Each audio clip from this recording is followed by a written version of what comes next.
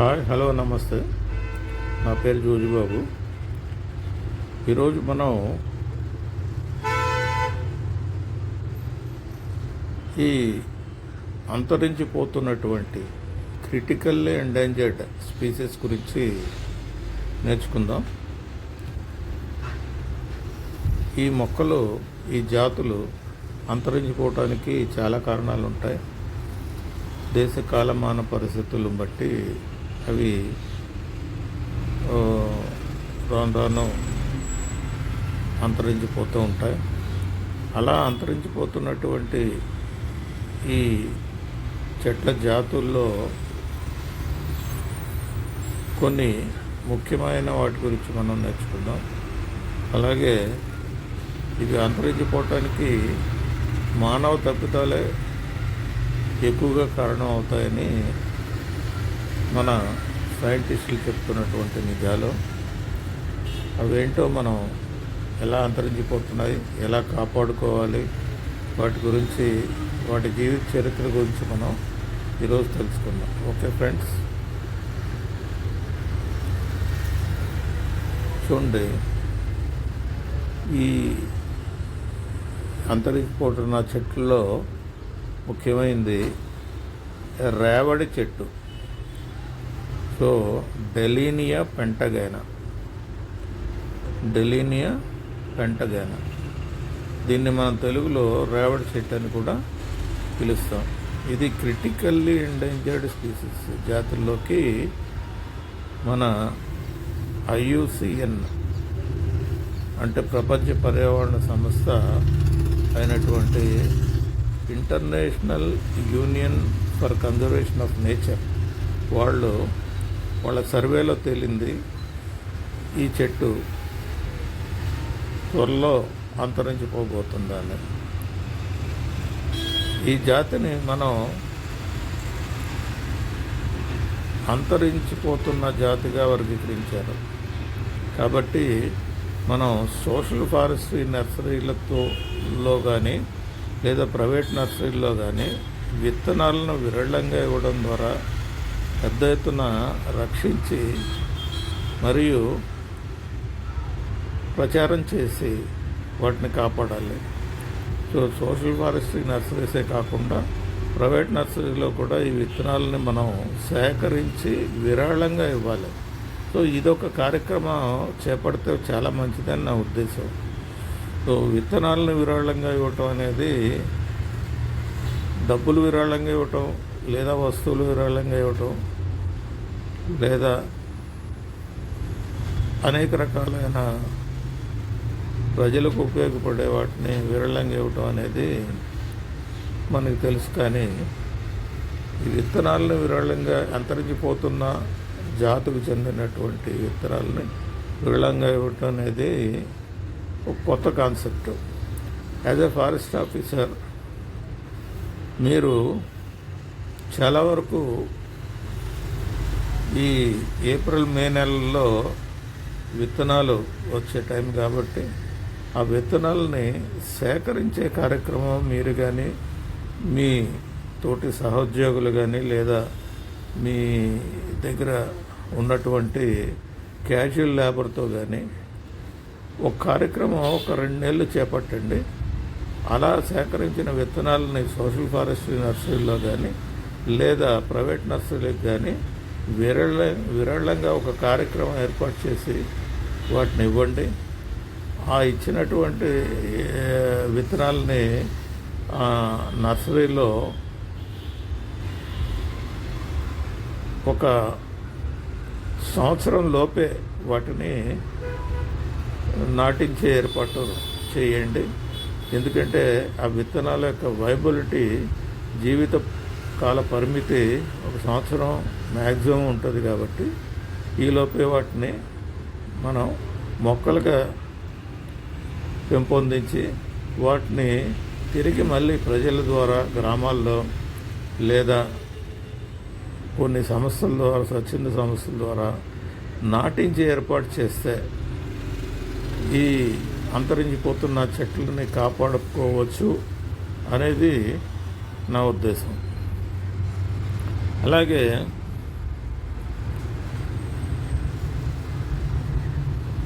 అందుబాటులో ఉన్న సమాచారం ప్రకారం మధ్య భారతదేశంలో కొన్ని ప్రాంతాల్లో డెలీనియా పెంటగైనా తీవ్రంగా ప్రమాదంలో ఉన్నట్లుగా పరిగణించబడుతుంది. ప్రధానంగా అతిగా అన్వేషణ మరియు పరిమిత విత్తన లభ్యత కారణంగా ఇవి అంతరించిపోతున్నాయి. ఈ అంతరించిపోవటానికి 2 కారణాలు ఉన్నాయి. ఒకటి ఏంటంటే అతిగా రీసెర్చ్ చేయడం వలన ఆ చెట్లు తరిగిపోతున్నాయి. అలాగే వీటి యొక్క విత్తనాల పరిమితి చాలా తక్కువ ఉండటం వలన, లభ్యత తక్కువగా ఉండటం వలన ఆ విత్తనాలు దొరక్క ఇవి అంతరించిపోతున్నాయి. ఈ 2 కారణాలు మేజర్గా చెప్తున్నారు.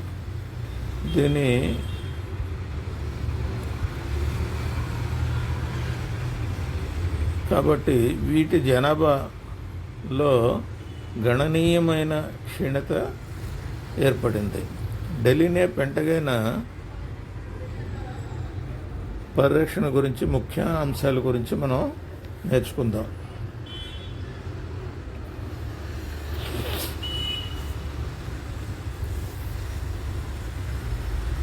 ఈ జాతి అతిగా ఎక్స్‌ప్లాయిటేషన్ చేయటం ద్వారా కూడా అంతరించిపోతుంది. ఈ జాతి తరచుగా దాని కలప మరియు ఇతర ఉపయోగాల కోసం పెంచబడుతుంది. ఇది కొన్ని ప్రాంతాల్లో క్షీణించడానికి కేవలం కలప కోసం నరికివేయటం వలన ఇవి అంతరించిపోతున్నాయని భావిస్తున్నారు. వీటి పరిమిత విత్తన లభ్యత, పేలవమైన జర్మినేషన్ వలన, అంకురోత్పత్తి అంటే జర్మినేషన్ వలన, అంటే పూర్ జర్మినేషన్ రేట్ వలన, మరియు ప్రాపగేషన్ అంటే ప్రచారంలో ఇబ్బంది వలన ఇవి క్షీణించిపోవటానికి దోహదం కలిగిస్తున్నాయి. అంటే జర్మినేషన్ పర్సంటేజ్ కూడా తక్కువగా ఉండటం కూడా ఈ జాతి అంతరించిపోవటానికి ఒక కారణం అని సూచిస్తున్నారు. డెలీనియా పెంటగైనాని కర్మల్ అని కూడా పిలుస్తారు. ఇది అంతరించిపోతున్న చెట్ల జాతికి చెందింది. దీనికి అధిక అన్వేషణ మరియు క్షీణిస్తున్న జనాభా కారణంగా పరిరక్షణ ప్రయత్నాలు అవసరం పడతాయి.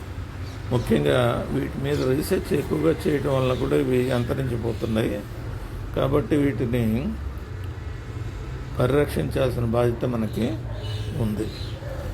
సో ఈ పరిరక్షణ ప్రయత్నాలు ఎలా ఉండాలంటే, క్లోనల్ ప్రచారం అంటే ఈ చెట్లు విత్తనాల ద్వారానే కాకుండా క్లోన్స్ ద్వారా కూడా వ్యాప్తి చెందేటట్టుగా మనం ప్రచారం చేయాలి. మిస్ట్ ఛాంబర్స్లో అంటే పొగమంచు గదుల్లో చెట్లను ఉత్పత్తి చేయడానికి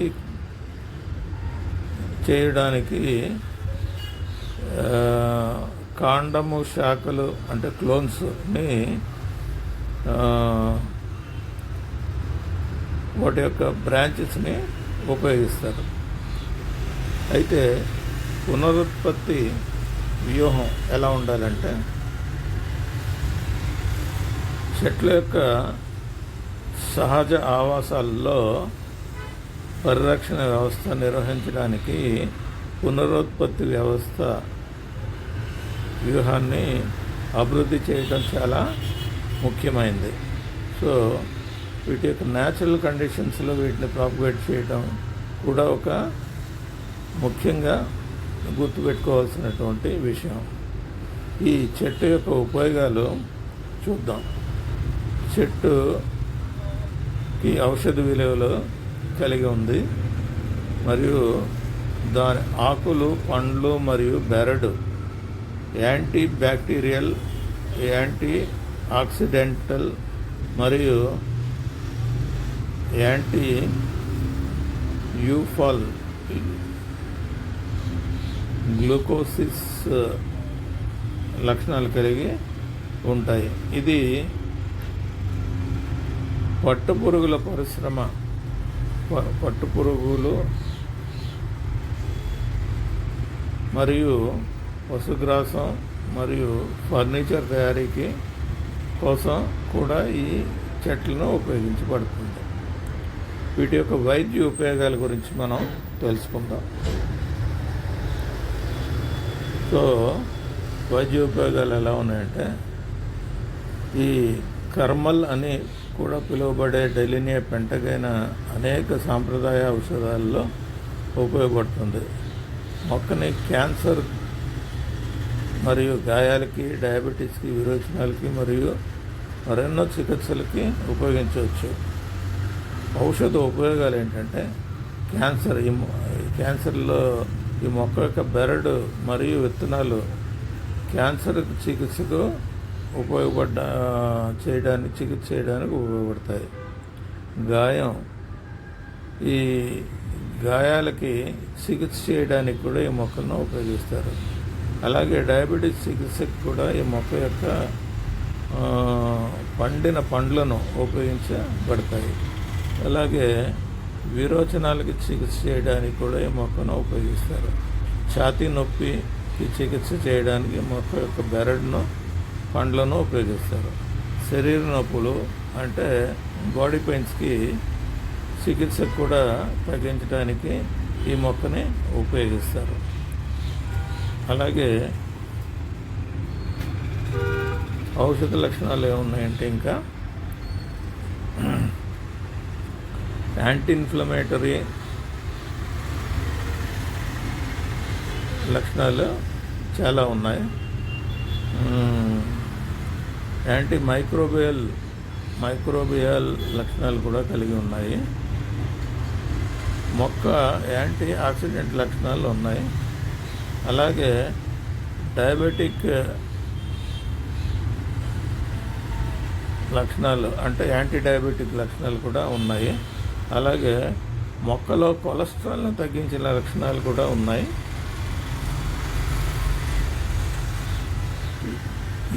ఇకపోతే ఈ మొక్క యొక్క ఇతర ఉపయోగాలు ఎలా ఉన్నాయంటే,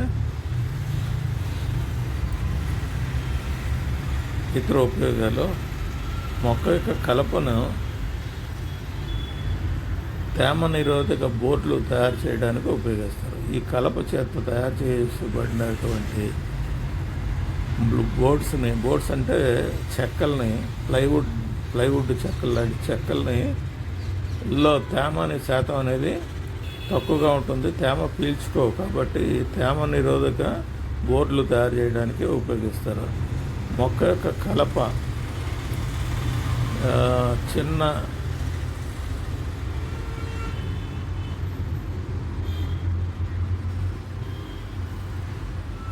బొగ్గు తయారు చేయడానికి కూడా ఉపయోగిస్తారు. అలాగే ఈ మొక్క మార్కెట్లో లభ్యత ఎలా ఉందంటే, డెలినియా పెంటగైన పండ్లు, కలప మరియు ఔషధ లక్షణాలు కలిగి ఉపయోగించే ఈ మొక్క యొక్క బెరడు, ఆకులు మరియు పండ్లు వివిధ సాంప్రదాయిక మందులు ఉపయోగిస్తారు. ఈ మందుల షాపుల్లో కూడా మనకి దొరుకుతాయి. మనకు కావాలంటే ఫ్లిప్కార్ట్ ద్వారా కానీ లేదా ఇండియా మార్ట్ ద్వారా కానీ వీటిని తెప్పించుకోవచ్చు. బెరడు యొక్క కషాయాన్ని టానిక్స్లోనూ, నొప్పి నివారణ మరియు డెలివరీ తర్వాత స్నానం చేయించడానికి ఉపయోగిస్తారు. బెరడులోని రసాన్ని నొప్పి నివారణకు ఉపయోగిస్తారు. ఈ బెరడు పౌడర్ని డయాబెటిక్ మరియు విరోచనాల చికిత్సకు కూడా ఉపయోగిస్తారు. డయాబెటీస్ మరియు విరోచనాల నివారణకు ఉపయోగిస్తారు. అలాగే పండ్లు కంబోడియాలో ప్రజలు వీటిని పండ్లను తింటారు మరియు దగ్గుకు చికిత్సకు కూడా ఉపయోగిస్తారు.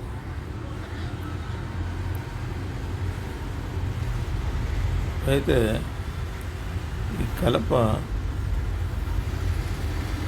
ఆకులు పొడి చేసి రొమ్ము క్యాన్సర్కి చికిత్స చేయడానికి జానపద ఔషధాల్లో ఉపయోగిస్తారు. అలాగే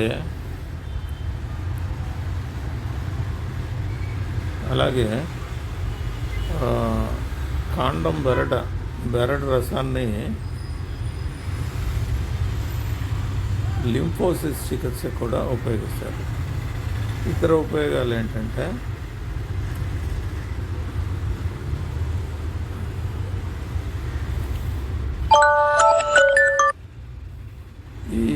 ఇతర ఉపయోగాలు ఛాతీ నొప్పి, అలాగే ఓవర్ హీట్ మరియు క్యాన్సరు, తలనొప్పి, మైగ్రేన్లకి చికిత్స కూడా ఉపయోగిస్తారు. జలుబు మరియు జ్వరానికి కూడా ఉపయోగిస్తారు. అలాగే రక్త విరోచనాలు అవుతుంటే వాటికి కూడా వీటిని ఉపయోగిస్తారు. ఇతర సమాచారం ఏంటంటే ఈ మొక్కలు భారతదేశంలోనూ, దక్షిణాసియాలోనూ, ఆస్ట్రేలియాలోనూ మరియు ఉప ఉష్ణ మండల ప్రాంతాల్లో ఎక్కువగా మనకి లభిస్తాయి. ఈ మొక్కను గుర్తించడానికి ఎలా గుర్తించాలి అంటే ఈ మొక్కను ఒకసారి చూద్దాం.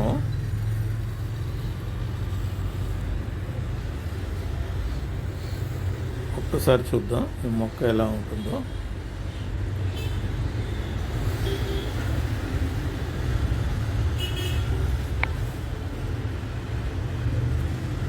చూశారు కదా మొక్క.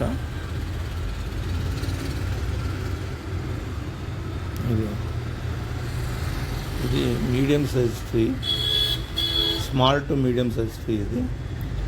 ఇది ఆకులు పొడవుగా ఉండి బాదం ఆకులాగా ఉన్నాయి. చూడండి, చాలా పొడవుగా ఉంటాయి. ఆకులను బట్టి కూడా మనం ఇది డెలైనా పెంటగానే చెప్పొచ్చు. దీని కాండం ఇలా ఉంటుంది. అంటే దాదాపుగా మనకి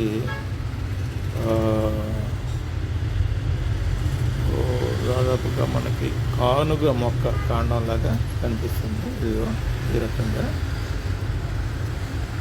ఇదిగో ఈ కాండం మీద, ముదుర కాండం మీద ఇలాంటి చారలు, పగుళ్ళు లాంటి చారలు కనిపిస్తూ ఉంటాయి. ఆకులు బాదం ఆకుల్లాగా, చూసారా, ఆకుల మీద చారలు, గీతలు బట్టి కూడా ఈ ఆకులని మనం ఇది ఎలానే పెంటగానని ఈజీగా చెప్పచ్చు. ఇది పొడవుగా ఉంటుంది ఆకు, క్రికెట్ బ్యాట్ లాగా ఉంటుంది. బాదం ఆకుల్లాగా ఉన్నాయి. పువ్వులు చూసారా, పసుపు రంగులో ఉండి చక్కగా 5 రేకులతో ఆకర్షణీయంగా ఉండే పువ్వులు కాండం మీద అక్కడక్కడ ఉన్నాయి, గుత్తుల్లాగా. ఇలా ఉంటాయి పువ్వులు. వీటి కాయలు ఇలా ఈ రకంగా ఉంటాయి. ఉంటాయి. పండినటువంటి కాయ చూస్తే మనం ఒక ముద్దలాంటి, జామకాయ ముద్దలాంటి ఆకారంలో కనిపిస్తుంది. కొన్ని పళ్ళు మనకి కొన్ని ఆకృతుల్లో కూడా కనిపిస్తూ ఉంటాయి. చూసారా, పళ్ళు ఈ రకంగా గుర్తులుగా ఉంటాయి. వీటి సీడ్ ఈ రకంగా ఉంటుంది.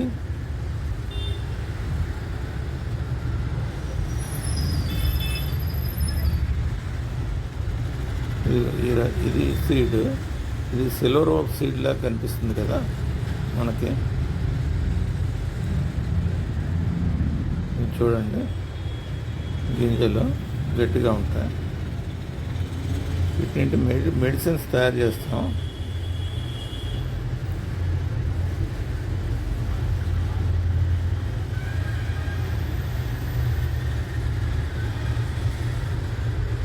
మెడిసిన్స్లో ఉపయోగపడుతూ ఉంటాయి.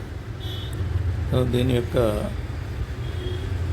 కన్జర్వేషన్ స్టేటస్ చూసారా, సిఆర్ అంటే క్రిటికల్లీ ఎండేంజర్డ్ కేటగిరీలోకి. క్రిటికల్లీ ఎండేంజర్డ్ అంటే బాగా అత్యంత అంతిమ దశలో ఉన్నటువంటి చెట్టు.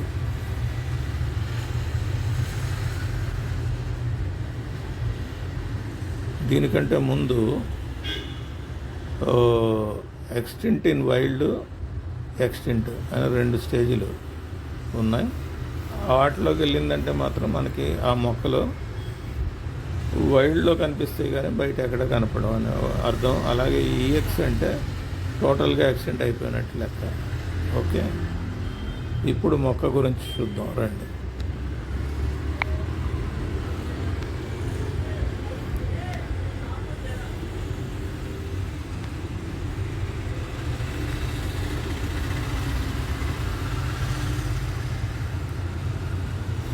గుర్తింపు లక్షణాలు. నెలైన పెంటగైనా గుర్తించడానికి మధ్య మరియు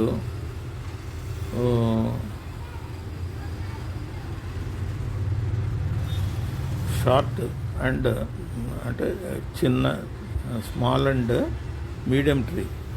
ఇది ఆకురాల్చే చెట్టు. ఇది పెద్ద దీర్ఘచతురస్రాకార ఆకులు, అలాగే కొమ్మల చివర్లలో సమూహాలుగా ఉంటాయి.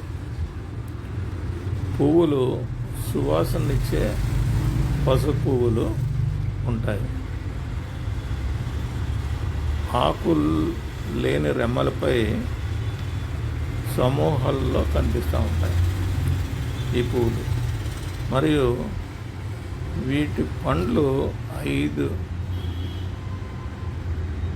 కార్పెల్స్తో గ్లోబోజ్గా కండ కలిగి ఉంటాయి. వీటి పండ్లు ఎలా ఉంటాయంటే 5 లోపల 5 భాగాలు కలిగి గుండ్రంగా, గ్లోబోజ్ అంటే గుండ్రంగా ఉండి కలిగి కండ కలిగి ఉంటాయి.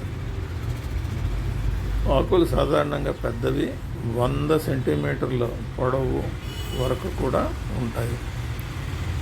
ప్రముఖ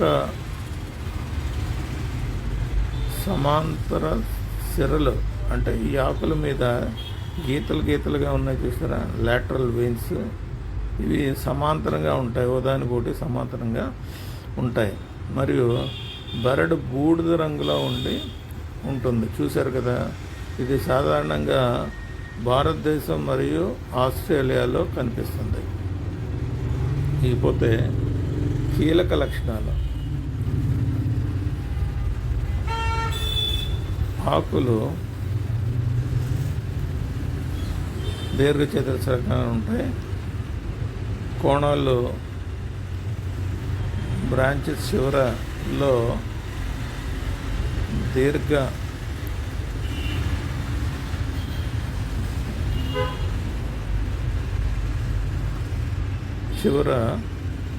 ఇవి గుత్తులుగా ఉంటాయి.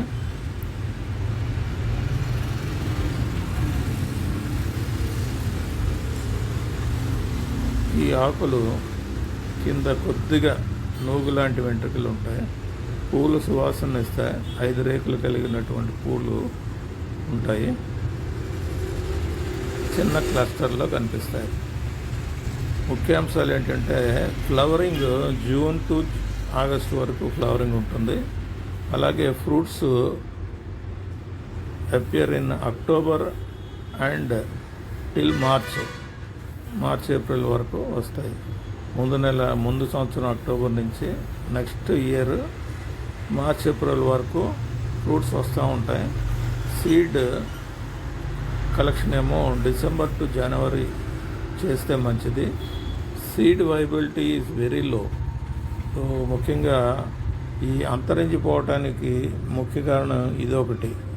సీడ్ వైబిలిటీ చాలా తక్కువగా ఉంటుంది. అంటే ఈ సీడ్ కలెక్ట్ చేసిన వెంటనే పళ్ళను కలెక్ట్ చేసిన వెంటనే ఆరబెట్టి ఎండబెట్టి వాటిని పగలగొట్టి సీడ్ తీసి ఆ సీడ్ని కూడా ఎండబెట్టిన తర్వాత వెంటనే మనం సోయింగ్ చేయకపోతే వాటి వైబిలిటీ ఉండదు, germination percentage very very low అనమాట.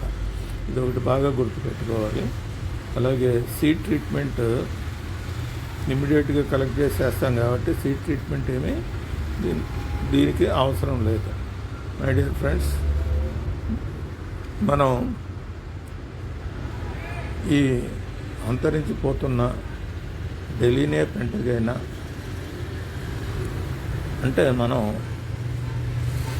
దీన్ని తెలుగులో ఏం చెప్పుకున్నాం, దీని పేరు డెలీనియా పెంటగైనా అంటే రేవడి చెట్టు.